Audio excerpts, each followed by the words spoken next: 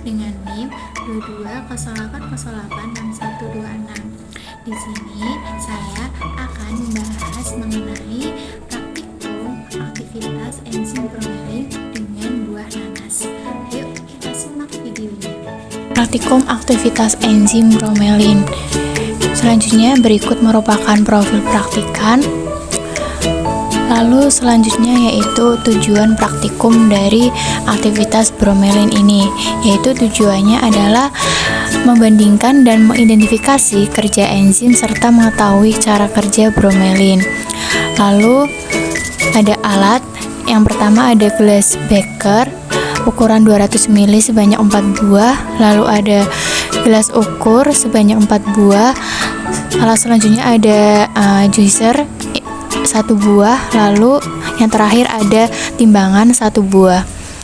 Selanjutnya ada bahan yang dibutuhkan yaitu daging sapi sebanyak 40 gram dan jus nanas sebanyak 60 ml.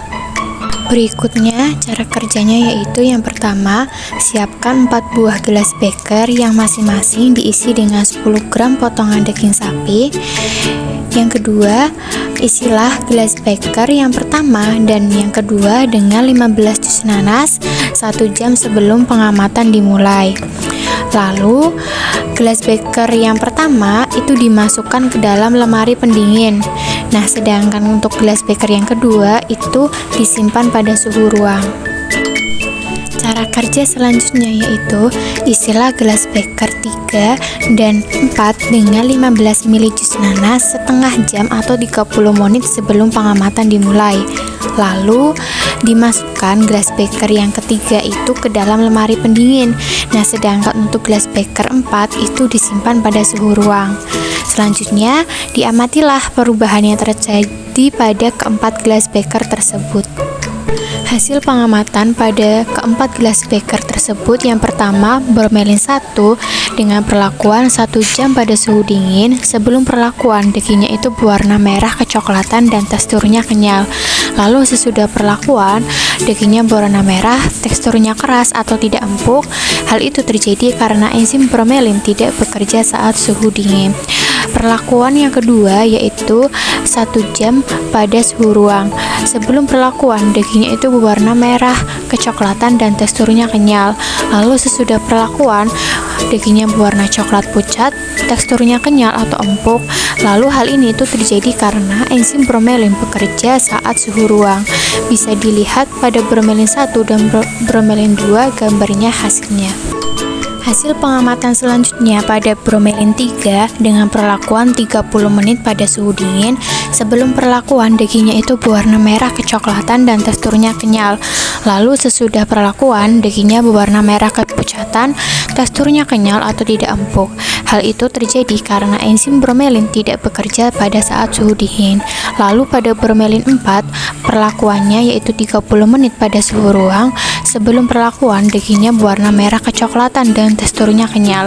Lalu sesudah perlakuan, dagingnya berwarna coklat kepucatan, teksturnya agak empuk. Lalu hal ini itu terjadi karena enzim bromelin bekerja optimal pada saat suhu ruang.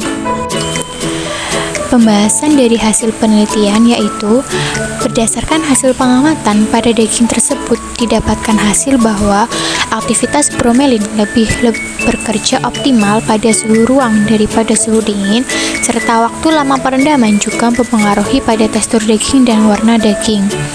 Enzim bromelin merupakan enzim proteolitik yang mampu menghidrolisis ikatan peptida dalam daging sapi, sehingga sering dimanfaatkan dalam upaya pengembukan daging.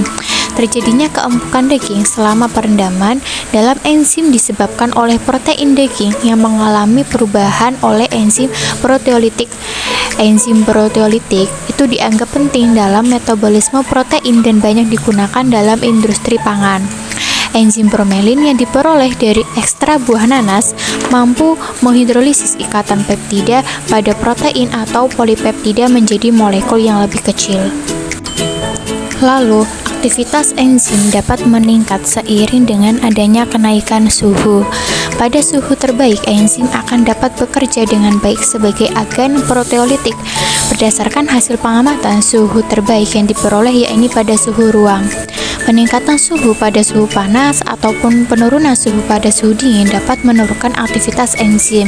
Penurunan aktivitas enzim terjadi karena adanya konformasi yang mengakibatkan protein enzim mengalami perubahan. Kenaikan suhu yang melebihi suhu ruang menyebabkan enzim mengalami denaturasi. Denaturasi menyebabkan sisi aktif enzim berubah sehingga afinitas substrat terhadap sisi aktif enzim menjadi terganggu, mengakibatkan enzim kehilangan aktivitasnya.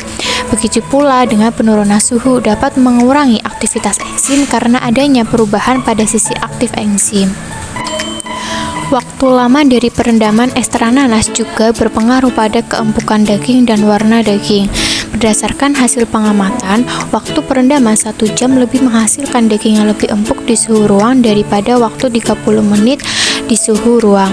Namun berbeda jika di suhu dingin, lama waktu perendaman menyebabkan daging semakin keras walaupun diberikan ester nanas. Waktu perendaman daging dalam enzim bukan hanya menghasilkan daging yang memiliki tekstur lunak, akan tetapi berpengaruh terhadap perubahan warnanya menjadi penguat atau memudar.